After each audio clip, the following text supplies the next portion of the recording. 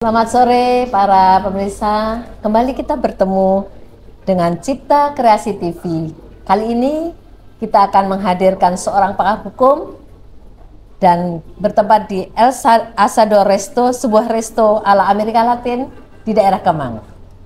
Beliau adalah seorang pakar hukum, yaitu Direktur Lemkapi, Lembaga Kajian Strategis Kepolisian RI, Komisionaris Kompolnas tahun 2012-2016, Ketua Asosiasi Dosen Ilmu Hukum, dan alumni Unbor S3 Angkatan ke-8.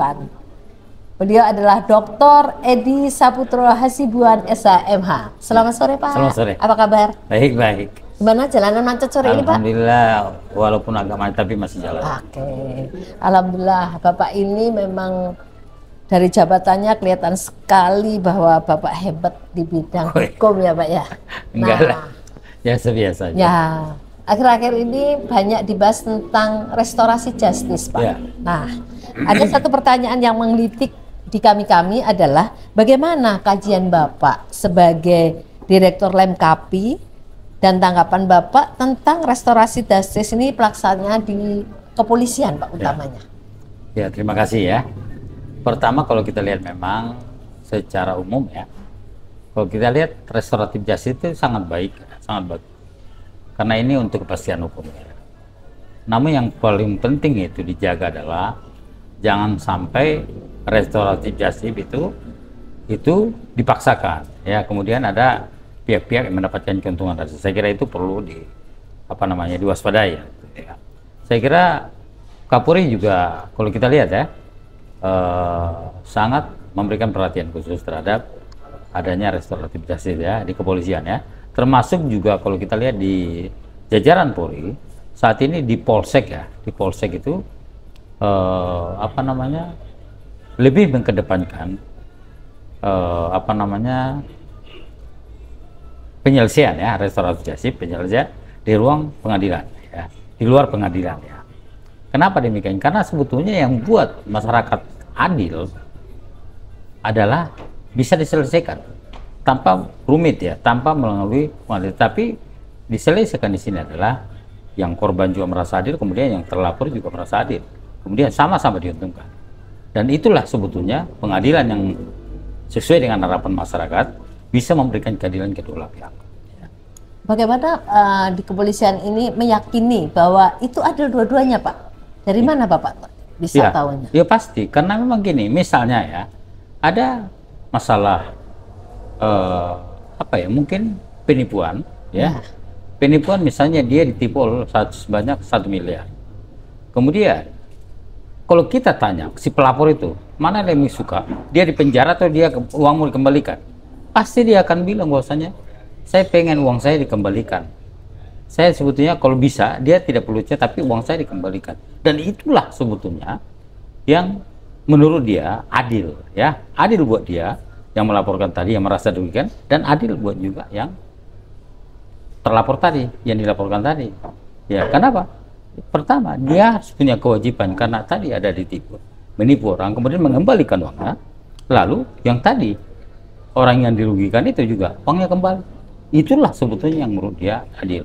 Nah, sekarang tadi Bapak mengatakan bahwa itu tidak boleh dipaksakan dan tidak ada kepentingan. Ya. Bagaimana Polri mengawal bahwa ini yakin tidak ada paksaan maupun tidak ada kepentingan? Gimana Bapak? Jadi yang dihindari adalah sebetulnya jangan sampai misalnya restoratif justice itu ada upaya-upaya yang dilakukan oleh satu pihak. Ya, satu pihak. Satu pihak artinya yang satu lagi dipaksakan ya. Itu yang tidak boleh ya. Misalnya gitu ya, ada tadi misalnya ada orang punya uang punya utang gitu ya, kemudian dipaksakan ini harus diselesaikan.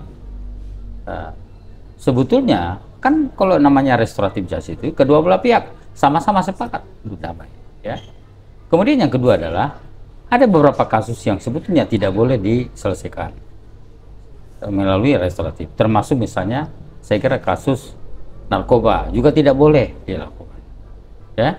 Jadi jangan kira misalnya kalau ada kasus narkoba kemudian diselesaikan, bisa, saya kira tidak boleh ya. Itu jelas adalah merupakan apalagi jumlah yang sangat besar itu tidak boleh. Ya. Kalau itu misalnya masih sebatas apa namanya, mungkin pengguna atau apa pemakai korban ya, itu mas. Tapi juga itu juga saya kira dia harus dengan syarat dia harus juga direhabilitasi ya. Dan tidak boleh dipaksakan yang tadi itu ya. Jangan sampai misalnya ada pengendara kemudian dipaksakan jadi apa? Dipaksakan jadi pemakai ya. Saya kira kan tidak boleh. Ya betul Pak. Nah kami juga sudah mendengar nih Pak adanya RUU KUHP. Ya. Apakah RJ ini masuk ke dalam KUHP dan apa tanggapan Bapak?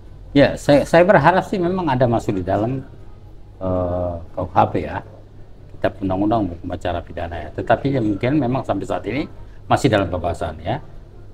Sangat bagus sebetulnya, masyarakat juga akan sangat menerima.